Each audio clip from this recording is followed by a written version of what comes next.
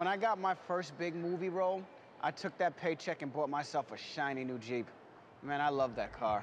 But by the time the third payment came due, I was out of money and had to hustle to try and hold on to it. The fact is, most of us are carrying debt, and lots of it. It's no wonder we have money problems. When you factor in inflation, the average person makes less money than their parents did 30 years ago. It's a jungle out there, a financial jungle. And it's easy to get lost unless you have the skills to find your way. I've grown up with a family that's always been in debt and always had trouble with finances and always worried about money. I've kind of turned away from that and just tried not to think about it. In high school, I remembered a couple of speakers about, managing your credit and your money and, looking for a job and all that. But it didn't really have a great impact just because it was at one time. My mom was a single parent, so when she did get money in, tended to spend it right away. And so I kind of grew up with the mindset of when you have money, go out to eat, go buy something. I really haven't had anybody to show me how to manage my money or anything like that. Here's a man who can show you a thing or two about making and managing money. Russell Simmons started out hustling on the streets in Queens, New York. Now he's a multimillionaire, but he learned about money the same way I did, the hard way. When I grew up, I always wanted every toy that I saw. I see young people are the same way today. I made some bad choices early on, but I was a little conservative. I was lucky enough that my parents taught me some things. You learn about managing your life, kind of a trial and error. When Russell began his business career, he had little to guide him except street sense and a keen interest in a new music genre that would come to be known as hip-hop.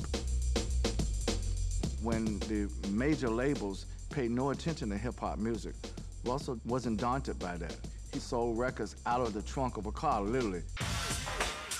In 1984, Russell and a partner launched the first hip-hop record label, Def Jam.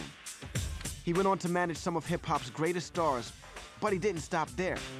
He brought hip-hop into the mainstream, creating television shows, films, and clothing lines.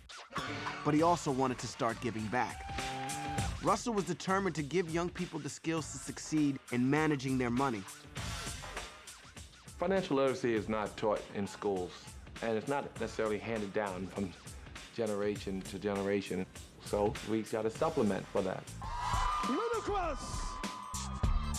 Russell co-founded the Hip Hop Summit Action Network, which puts on the Get Your Money Right seminar on personal finance. It brings together stars of the hip-hop world, music industry execs, and financial experts to help young folks learn that managing their money is an essential life skill. One of my financial mistakes is being wild with the money. Save your money, live within your means. He's known as the godfather of hip-hop, Russell Simmons! If you're here, you've already taken the first step. You're taking stock in yourself, taking responsibility for yourself. Today's summit will be the 78th summit that we've had in 8 years. When we first started the Hip Hop Summit, we found out we had underestimated the readiness, the thirst and hunger of young people for this material.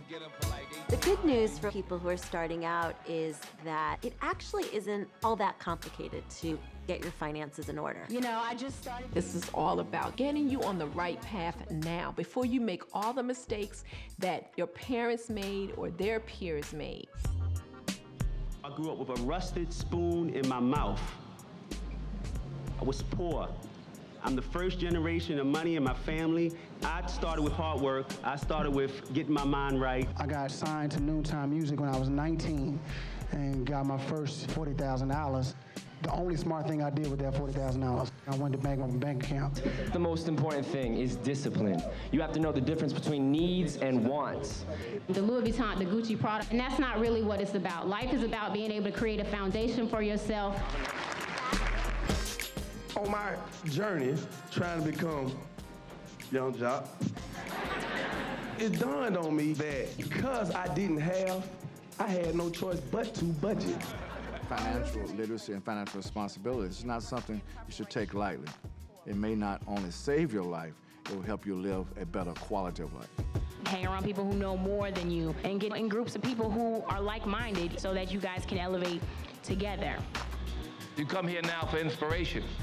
You see that the artists have taken these steps. You see that you have experts here to teach you. And you find out it's easy. This information can't get lost. It's everywhere. You know, no matter how rich you are, you need to be able to afford your lifestyle.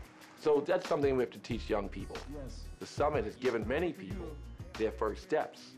They come out empowered, connected, feeling like they can get their financial situation in order, get their house right or their money right. You too can get your money right. But those first steps are up to you. It seems like a lot to deal with, but you're about to meet some folks who are doing it and profiting from the power it gives them.